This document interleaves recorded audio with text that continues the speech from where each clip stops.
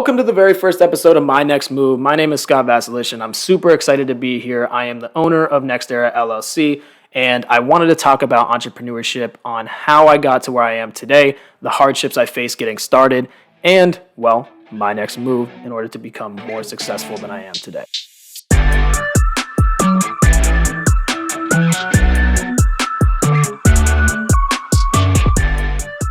Let's get right into it. The very first thing I wanted to talk about was that I started with absolutely nothing. I come from a very, very small town in Pennsylvania. I graduated with probably less than 70 kids in my graduating class, and there was absolutely no industry there. There was a refinery with oil, construction, and the best restaurant was Applebee's, which is gas, by the way. I won't listen to anybody tell me that Applebee's isn't gas because they got the cheese in the meatballs. Shit is crazy. But when I was growing up, there was literally nothing to inspire me to become more. So already, if you live in a big city or you have parents that are working in some corporate job, you are already at one leg up than I had growing up. So you do not need to have anything under your belt, experience whatsoever to get started. You just need to have the vision and the ability to learn and have that ambition to go out there and want more. So I was a basketball player way back in the day, so maybe that's where it started, discipline, and I kind of just worked on myself a lot because the game of basketball can teach you a ton.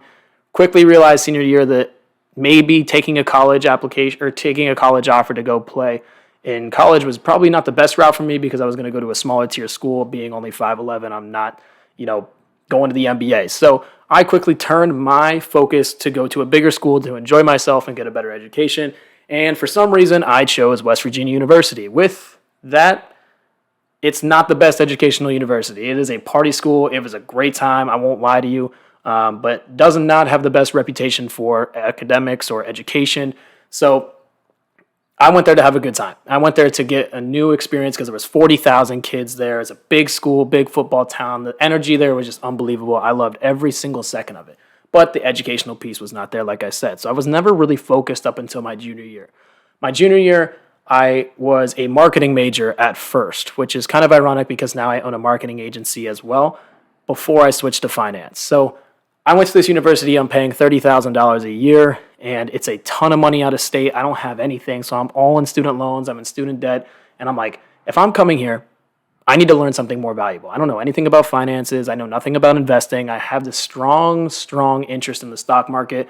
I'm inspired, obviously, by Wolf of Wall Street, which is crazy. So many different traders and all these historical movies that you see, One Up on Wall Street or Catch Me If You Can, which is not Wall Street, but you understand that idea. There's just so much more out there that I don't understand that I really wanted to get involved with. So I ended up taking a meeting, actually, with a professor at WVU, and she changed my entire perspective. She was the only reason that I am where I am today, and she started this stock market investing fund where they give you real money for this class to invest in, and you kind of learn the analysis on why to invest, learn the fundamentals, learn the technicals of different stocks, and that's exactly what I needed because I knew absolutely nothing. Because I was dabbling in trying to buy the cheapest penny stocks that could maybe go to $1, and I would make 95% of my money, and I would throw $20 in there, $30, thinking I'm going to be rich one day.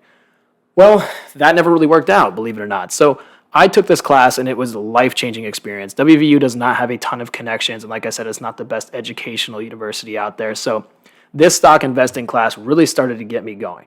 And while I was in this class, I learned how to break down financials, look at 10Ks, make a bunch of reports, and kind of earnings reports, all that other stuff, and to really kind of shape a well-balanced portfolio. This was a long-only fund, so you would buy stocks and hold them for the longer term.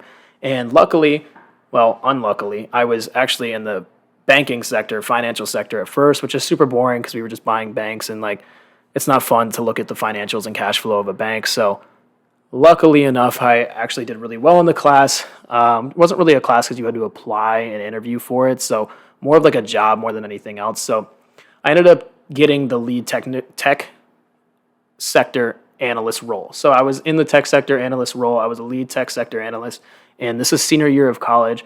And finally, we actually go on a networking trip to New York City, and this is where everything started to change for me.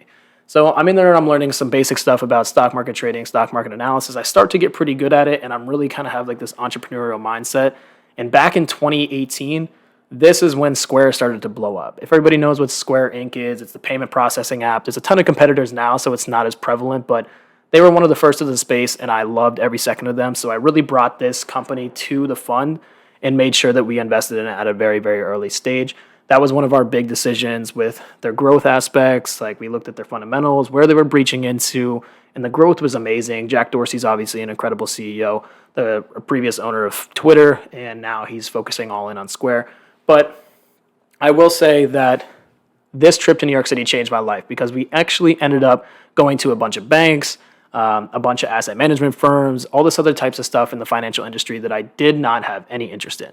I hated every single second of this. I was really inspired by the fact that we were in New York City in this big corporate office and everybody was there and making a good amount of money, but their lives just seemed so boring to me, and everything that they were doing, I just felt like they were like robots.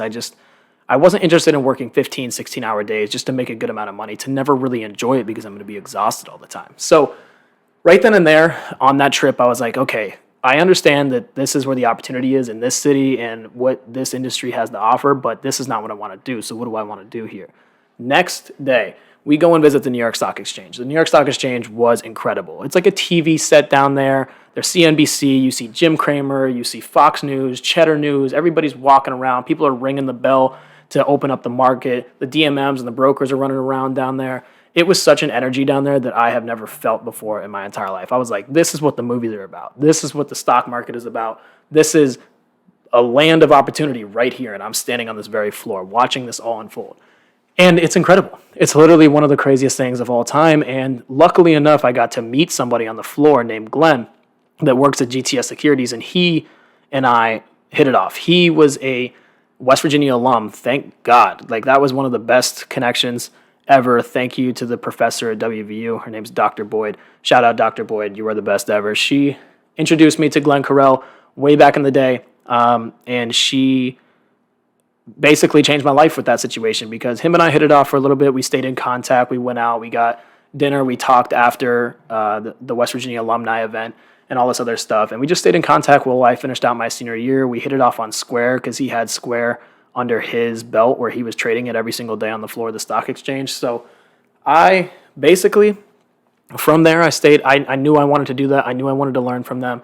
And that's exactly what I did. I stuck right to it. I didn't apply. I applied for a couple other jobs, but I didn't really want to do anything else other than learn and trade on the New York Stock Exchange, which I know is a very far-fetched goal because they barely hire anybody anymore. It's mostly algorithms, artificial intelligence, and there's like a select few people that can be DMMs or brokers on the floor now. Used to be 4,000 people, now it's like 400 or so. So it's pretty crazy what they have going on down there, but leading up to the end of my senior year, I knew I wanted to go into that. So in April, I shot him an email about 40 different times, and I ended up getting an interview out there, took it right away, didn't have a job when I was about to graduate in literally a month. So I ended up taking the interview, went up there, crushed it. It literally lasted 30 seconds. I think I went in there so nervous, showed up like 2 hours early, and I'm sitting there in my suit, and I'm waiting just on Wall Street, just looking at it. I walk into this office. I meet this guy who wasn't Glenn. He was the other guy. He think that they're mostly co-founders or like they're part owners of GTS. And I walk in there, and he asked me 3 simple questions. He's like, "Do you want to work here?" I'm like, yeah. And then he's like, "You're a pretty good kid." I'm like, yeah. And then he's like, "Well, resume looks good." I'm like, "All right." He's like, "When can you start?" I'm like, "As soon as possible." He's like, "All right, we'll be in touch." And then he just left. And I was like, what the hell was that? That was the craziest thing I've ever heard. Like, what kind of interview was that? It was nothing like I had when I was interviewing for JP Morgan or interviewing for UBS or anything like that. It was just so cutthroat. And I was just like, I didn't get that job. I walked out. I was like, I traveled all the way to New York City. I have like $20 in my bank account. I don't even know what the hell just happened, but I didn't get that job. So I ended up almost taking the UBS job. And while I'm about to accept it, I hear back literally the day I'm about to accept it and said, we are pleased to offer you an internship or a lead analyst role on the New York Stock Exchange, a rotational analyst role. And I was like, all right, I guess I crushed that interview. I answered 4 questions and I'm in. So that was my story on getting on to Wall Street, New York Stock Exchange. That is the craziest like little scenario situation that I could have possibly had. getting involved into my very first job. It was just like a very cutthroat interview. Didn't ask me about my expertise or anything like that. So no no educational background, no nothing. It was just 4 questions and I was in, I guess. I guess it was the energy I was giving off. I don't know what happened, but we made it, baby. We made it. Now let's talk about the New York Stock Exchange experience, because this was probably the coolest thing that has ever happened to me. I moved to New York City, and it's definitely a way different vibe than a college town that just loves to party all the time. So I really had to grow up pretty quick. Like, I wanted to go out, and I didn't know anybody in New York City. Nobody from West Virginia really goes to New York, because the industry at WVU is usually Pittsburgh or DC or whatever. So I was kind of like off on my own. And the worst part about all this is I moved to Harlem. And Harlem in New York City, great place, depending on what you want. But I moved to the hood of Harlem, and it was bad. It was so bad. It was like, I was like, what am I doing here? I want to go home. I'm hopping on a train, traveling 45 minutes to work every morning at like 6 a.m. And then I'm coming back at like 5:30. I'm exhausted. I live in the hood. I was like, this is not the life. This is not the life whatsoever. Fast forward about the New York Stock Exchange experience. It was incredible, though. The way that I got to just see everything unfold. My first day, I'm like, holy shit, I'm literally on the TV set. I'm putting on my coat. I'm on the floor of the New York Stock Exchange right now, and I'm learning so much. So the way that the process goes is you study for your 2 tests that you need to do. You need to have your brokerage exam, and you need to have your DMM license exam as well. I forget what the numbers are. They're pretty crazy. They're like old as time. But you go down there before you can actually start trading on the floor, opening and closing stocks as a designated market maker. So I'm on the floor, I'm watching every day, I'm shadowing, I'm getting ready, I'm like doing news events, I'm like helping people out, whatever, set up for the morning, and I am going to be studying about the entire time I'm there. So I'm studying for this test forever. I passed the brokerage exam on my very first try, and then, which is not likely because you're not supposed to pass it on the first time. They always say that that's the hardest test. And then if you pass the brokerage exam, then you're really good with the DMM exam. So I passed the first exam with flying colors. Second exam, boom, fail. Bombed it, and I was like, oh, shit. That's not a good look. Because they were so excited for me to pass the first test the very first time. Like, oh, shit, this kid's smart. He knows what he's doing. He's going to fit in right in here. Failed the exam. They didn't really talk to me the next few days. So it was a really interesting situation. But finally pass it after I get to retake it. And the coolest thing about a little bit of history of the New York Stock Exchange is you pass that exam, and back in the day, they used to fight for seats like this. Once you pass that exam, you are in. You're official. This is the history. They throw like a little party for you. You finally get your seat. So instead of being a broker in the crowd, you are a DMM. Like, that's what you want to be as a DMM. And you are a broker in the crowd until you get your seat to be a real trader. So you're basically pawn scum until you pass this test. And in the past, it takes you years to get to that. For me, it was only like a couple months until you get that. You pass your test, and then you learn the ropes and everything. You take classes. And right here, they give you this little badge. It's an orange badge. It's all broken up and everything. It's like all taped up and everything, because this is the tradition. As soon as you pass your test, they celebrate for you. They give you this orange badge, and then somebody that actually likes you, which is weird. It's like a hazing initiation. They break this up, and they smash it in half, and then they give it to you, and you have to tape it up and put it on your little thing. So it shows that you're brand new. So people are like, throwing stuff at you way back in the day. They make fun of you. It's not really like that anymore, but it's almost like a random like fraternity brotherhood situation here. And then about 10 days or 14 days, something like that, full time of you being logged in on the books, you get your official white badge. So the white badge, you can put it on your coat, and you are officially a member of the New York Stock Exchange. I have a little framed picture of the New York Stock Exchange with my name on it, and then you get to be a part of the ceremony where you can sign the book, and it is actually one of the coolest things I've ever been a part of. You can see Jamie Dimon's signature on there. You can see people all the way back from when the New York Stock Exchange opened up. They have like 6 massive books of signatures that signed it, and the books are so old. Some of them are like hanging on by a strand, so it's super cool to see that type of stuff. But yeah, that's kind of like the wrap of the New York Stock Exchange story. Some of the coolest things I ever witnessed down there were a lot of the people. I got to meet Kobe Bryant while he was down there. Rest in peace to the GOAT. He was sick. Bryant Capital is what he owns. So he's on CNBC with Jim Cramer. Jim Cramer always has pretty cool guests on. I met Melania Trump. Melania Trump was the coolest person ever. Just to see a first lady.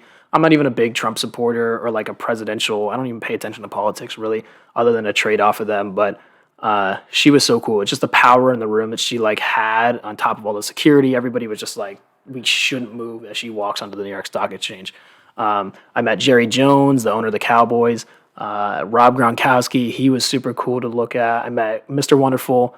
He sucks. I did not like him at all. He shook my hand like a little kid. Who else was there? There was Steve Schwartzman. Steve Schwartzman, one of the billionaire in the financial industry. And then Bill Ackman. Bill Ackman is the reason that I am here today. He's the reason I am an entrepreneur, a full-time trader, because when I met him, we had a very good conversation, and he was on there talking about how he was short the S&P 500 because COVID was coming to the United States, and as soon as it got here, it was going to send us into an exogenous shock and crash the market.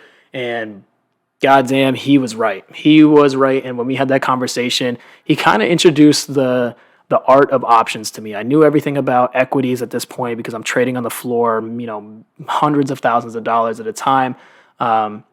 But I never really dabbled into the options market. And when he started talking about it, I did a little bit of research, and that was history for me because I threw about $1,500, which is literally like 40% of my net worth at the time because I'm a brand new kid out of college that had no money, and I just started on Wall Street, and I live in the most expensive city in the world. So I have no money. I threw $1,500 into S&P 500 puts, and we had I think it was like a stipulation of 30 days you had to hold for the market while you work at the New York Stock Exchange. So it was like 15 or 30 days. I can't remember which one, but I remember putting it in there, actually low-key forgetting about it. And then 3.5 weeks later, I look back, and that $1,500 during that COVID crash was actually worth about $36,000.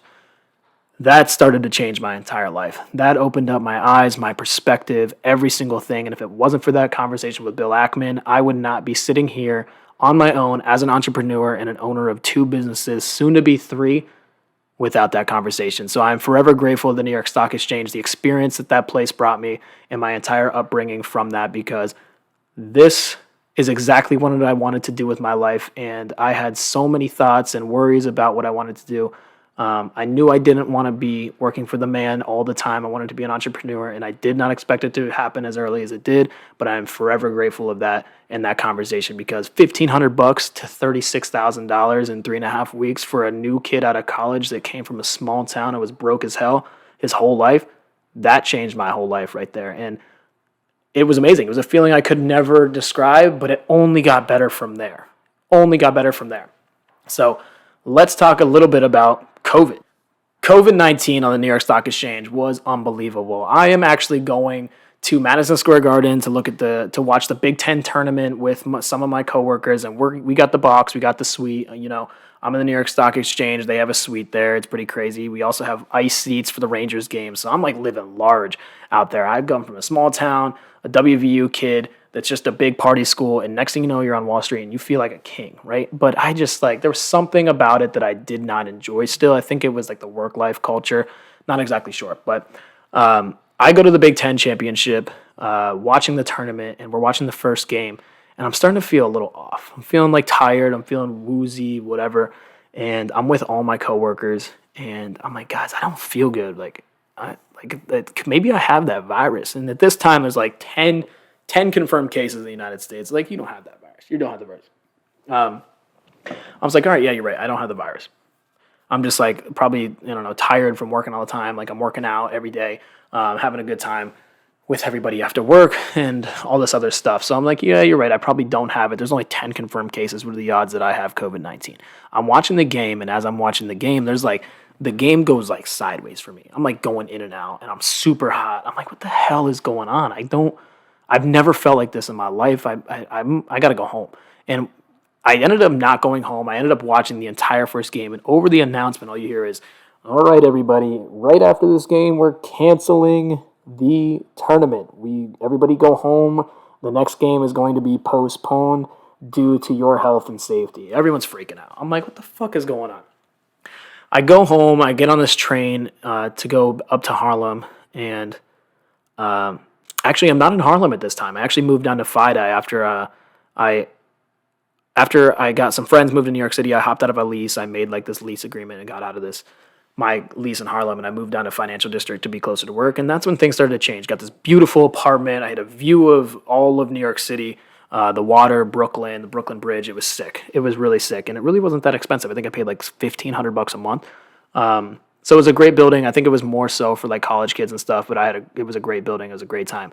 And at this point, I'm training back from Madison Square Garden down to FIDI to go home. And on the train, I am like about to pass out. It is so goddamn hot in there for me. I couldn't see.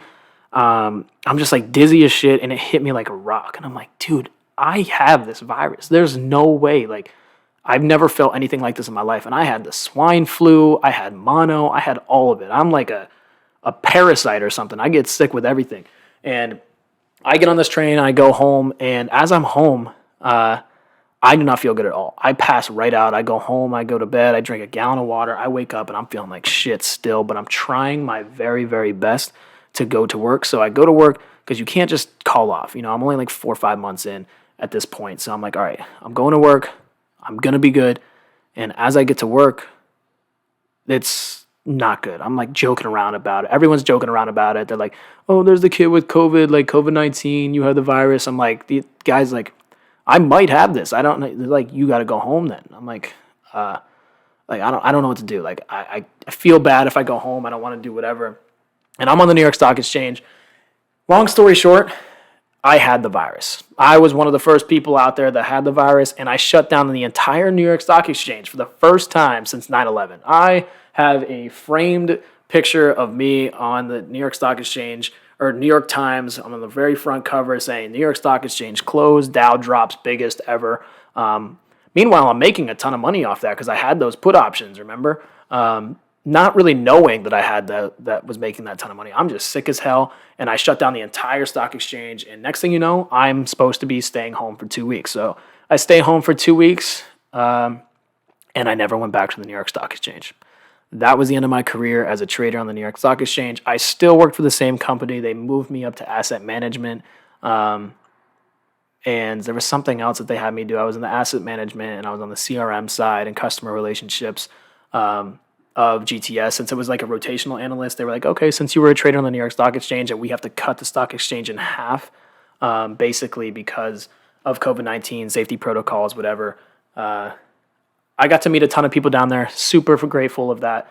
Loved every second of it. But on the other end, it was a dying industry because obviously artificial intelligence and algorithms are taking over the trading world. So I got my experience down there. I still have a great relationship with a lot of those guys. I could go down there at any point I want. So maybe I'll end up doing that for like a reunion, but that was an incredible experience. I loved every second. And I used to, like I said, I moved up to the asset management firm and I worked from home ever since then. And I was meeting this whole new team, and I quickly started to feel like I was one of those robots on that WVU investment fund trip at one of those banks and stuff. And I just did not feel like this is what I was supposed to be doing. I was meeting these people virtually, and they just weren't my people. It just wasn't anything that I was interested in. And I tried to negotiate a couple things, and we kept losing a ton of IPOs at GTS to Citadel. And this is when I had that marketing click. And I was like, okay, this is my time to be an entrepreneur. This is my time to add value to GTS. I can do something way more important than crunching Excel numbers and doing something in Salesforce and updating a bunch of, contact lists and lead lists to potential clients. I was like, I have so much more value to offer to this.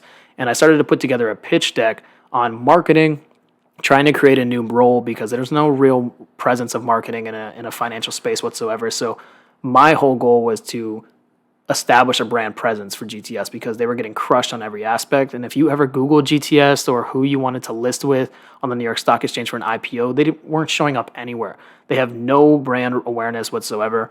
And I tried so hard to push for this, and no one just has that. It's old practices, old ways, and most of these finance small boutique shops. So couldn't get through to them, wouldn't work whatsoever. So come 2021, I was basically saying I need a role in something or I'm out. And my initial goal was to travel the world and figure it out when I got back and just use my newfound $36,000, less taxes, and travel for a little bit until I figured out Well, I forgot that COVID was a thing and you couldn't travel anywhere. So I had to figure out what I wanted to do.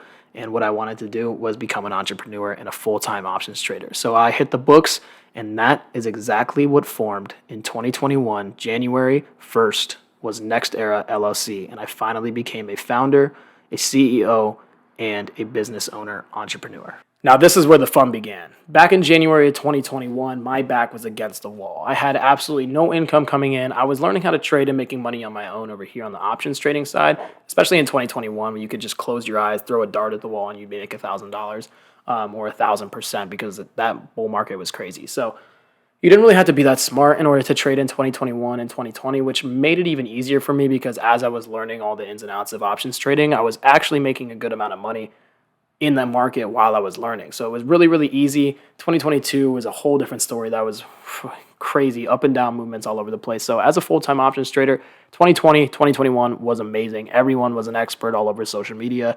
And then 2022 came around and there was no one to be found. It was pretty crazy. So kind of weeds out the week, right? But here we are standing strong. There's a lot of people in the financial community that I think are so great. There's so many great traders on social media right now. And I follow a lot of them. So if you go to my followers on any of my social media account, whoever I'm following, maybe give them a follow. There's a ton of people I've met in this community that have been amazing, and they're great traders. They're living large. They're living large right now. So in 2021, I started Next Era LLC. It was an educational platform on everything involving investing, the stock market, to what is a brokerage account, what is in a Roth IRA, a bunch of PowerPoint slides. What is technical analysis? How do you trade based off of different indicators?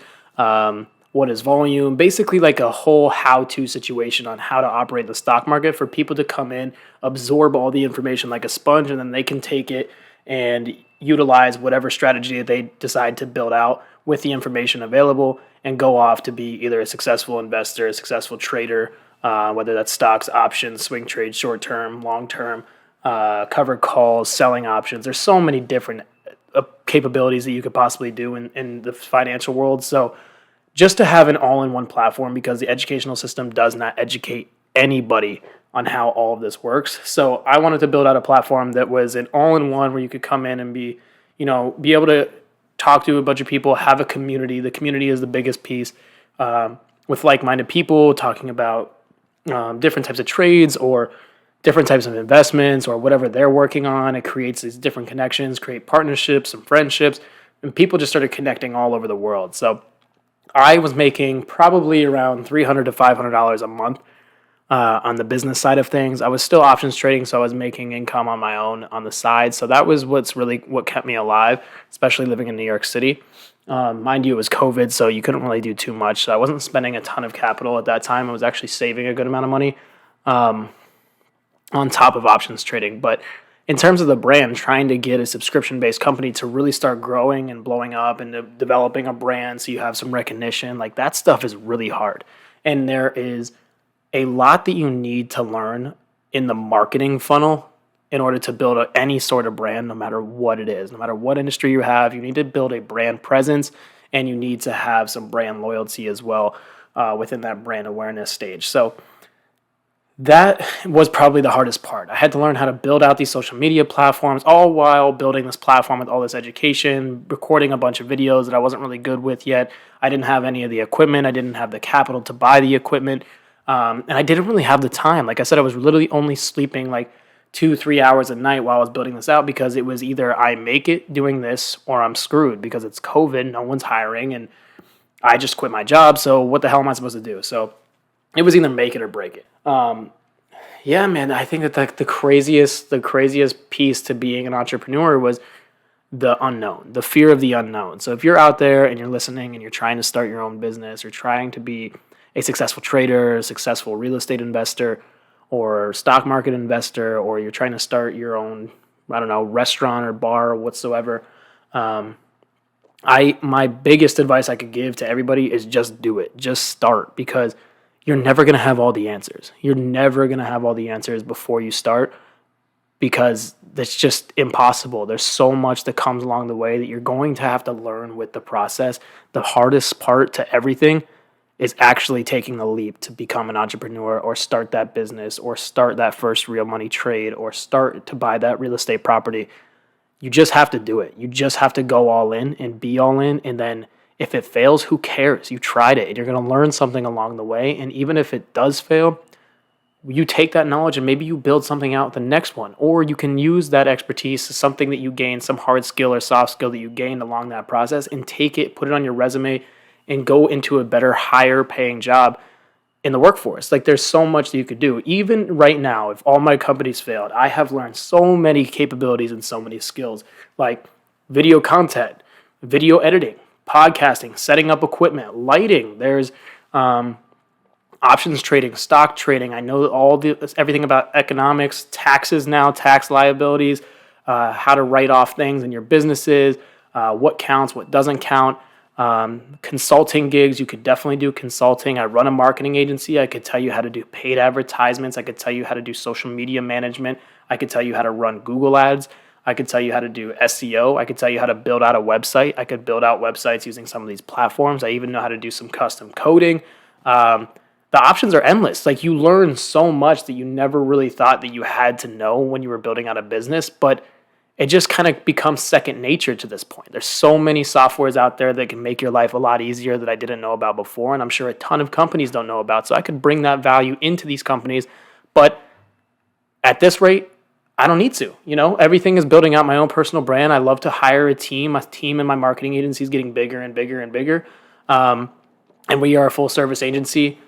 Partnering with brands, big universities, international brands, billion-dollar brands, and things are growing really, really fast over there, about a year and a half in now, and we're crushing it. Next Era Marketing is absolutely crushing it. Next Era LLC is expanding. I'm starting the podcast underneath of it. What else do I have? I have a course coming out that's going to be all-in-one. It's going to be about 3 to 4 hours of your time. It's going to be a one-time fee, 3 hours, 3 short hours of your time to learn everything you could possibly think about, whether you wanted to invest in stocks, trade options, how the economy works, just everything that they don't teach you, because no one really knows how this all works, because the educational system does not teach us financial literacy. And that makes me so mad. It literally angers the shit out of me, because I didn't know a goddamn thing when I was growing up. And until I went to school and started my own company and worked on the NYSE, I didn't know anything about the stock market. I didn't know anything about financial literacy. I didn't know any of this stuff, and I had to educate myself because the system failed me. And I don't want that to happen to anyone else anymore, because my big vision is to get financial literacy to the young, to even the people that are older right now that don't understand it. It's never too late to start getting involved. Because your life can change in a quick flash. And I'm a living example of that, because, like I said, I was getting 1, 2, 3, 4 views, had maybe 600 followers, mostly family and friends. And then next thing you know, overnight, I'm thinking about quitting at this point. Keep that in mind. It's January. I'm fast forward to April now.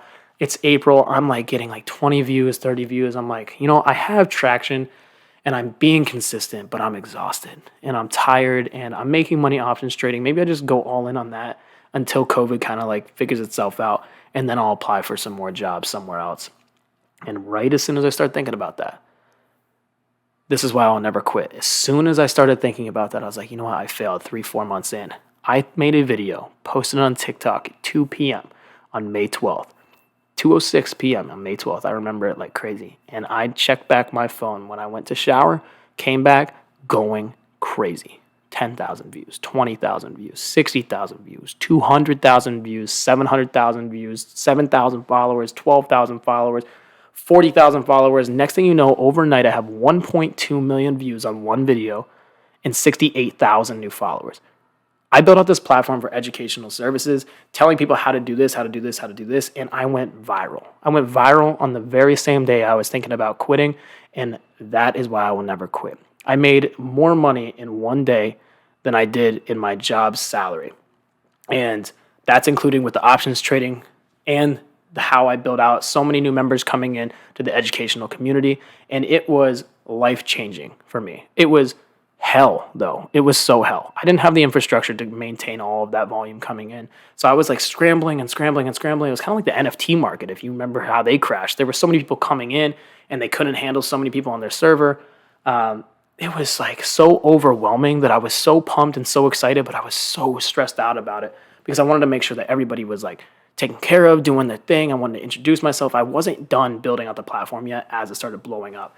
And I only had me. I didn't have a team. I still don't have really much of a team in the educational community, but that is, it was the craziest day in my entire life. And for that reason alone, I will never quit being an entrepreneur.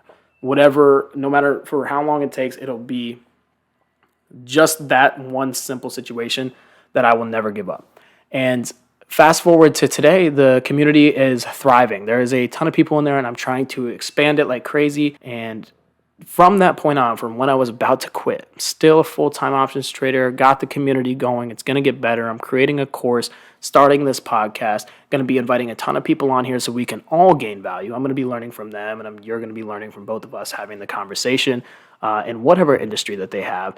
And we are going to spit out a ton of valuable knowledge so people can, just soak it up like a sponge and take it on in their own lives. So with that, I guess I should probably leave this podcast with telling you what my next move is. And my next move is, well, you're looking at it. To create this podcast, to create a really great platform where there's so much valuable information where you can just plug in your headphones, walk around the kitchen, cook, go work out, do whatever, and listen in on some very valuable information, because I know a ton of pretty important people that have done some really interesting things. So I think that by listening in, you will actually gain a ton of value, hear some really cool stories, and yeah, we could really go from there. So that's one thing I have working on. Another move of mine is I'm creating that course that I talked about. So that's been taking a lot of time. I'm going to have that edited, and I'm going to release that here pretty soon within the next month or two.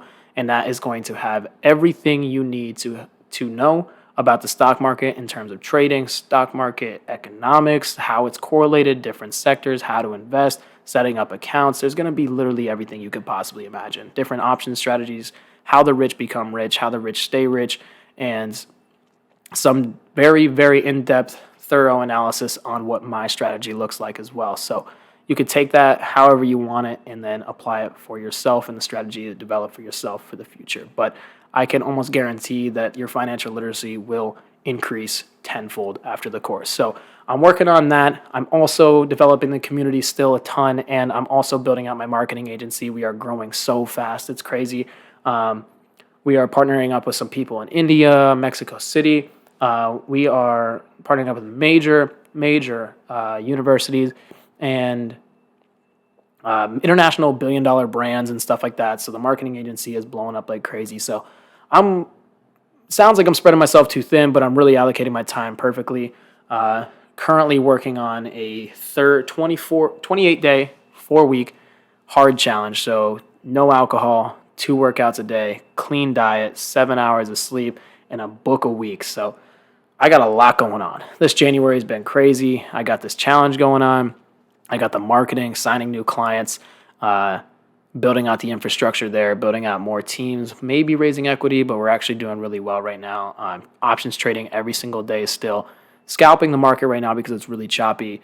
Working on this podcast, recording the first episode, so I hope you guys like it. And the course should be coming out soon, so that's another thing that I'm working on. So my next move is to continue this success, and I will see you guys on the next episode.